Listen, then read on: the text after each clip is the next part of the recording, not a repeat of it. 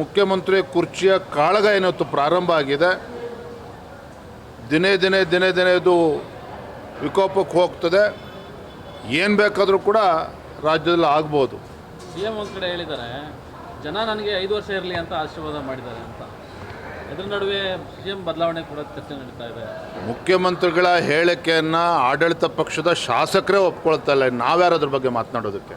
ಇನ್ನೊಂದು ಕಡೆ DK ಕೂಡ ಹೇಳಿದ್ದಾರೆ. ಮುಖ್ಯಮಂತ್ರಿಗಳು ಹೇಳಿಕೆ ನೋಡಿ, ಮುಖ್ಯಮಂತ್ರಿಗಳು ಸಿದ್ದರಾಮಯ್ಯವ್ರು ಏನು ಹೇಳ್ತಾ ಇದ್ರು, 5 ವರ್ಷಗಳ ಕಾಲ ನಾನೇ ಮುಖ್ಯಮಂತ್ರಿ ಅಂತ ಹೇಳಿದರು. ನಿನ್ನೆ ದಿನ ಏನು ಹೇಳಿದ್ದಾರೆ, ಹೈಕಮಾಂಡ್ ಆಶೀರ್ವಾದ ಮಾಡಿದ್ರೆ 5 ವರ್ಷ ನಾನು ಕಂಪ್ಲೀಟ್ ಮಾಡ್ತೀನಿ ಅಂತ ಹೇಳ್ತಾ ಇದ್ದಾರೆ.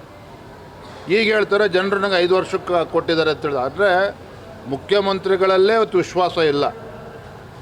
ನವಂಬರ್ ನಂತರದಲ್ಲಿ ಮುಖ್ಯಮಂತ್ರಿಯಾಗಿ ಇರ್ತೀನೋ ಮುಂದುವರಿತೀನೋ ಅವ್ರಿಗೆ ವಿಶ್ವಾಸ ಇಲ್ಲದೆ ಹೋದರೆ, ಶಾಸಕರೇ ಇವತ್ತು ಬೇರೆಯವರು DK ಶಿವಕುಮಾರ್ ಮುಖ್ಯಮಂತ್ರಿ ಆಗಬೇಕು ಅಂತ ಕೆಲವು ಶಾಸಕರು ಎದ್ದು ಕೂತಿದ್ದಾರೆ.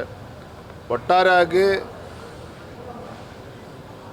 ಕಾಂಗ್ರೆಸ್ ಪಕ್ಷದ ಆಂತರಿಕ ಕಚ್ಚಾಟ, ರಾಜ್ಯದಲ್ಲಿ ಅಭಿವೃದ್ಧಿಯನ್ನು ಸಂಪೂರ್ಣವಾಗಿ ಮರೆತಿದ್ದಾರೆ. ರೈತರು ಬಡವರ ಬಗ್ಗೆ ಇವತ್ತು ನಿರ್ಲಕ್ಷ್ಯ ಇವತ್ತು ಮೇಲ್ನೋಟಕ್ಕೆ ಗೊತ್ತಾಗ್ತದೆ.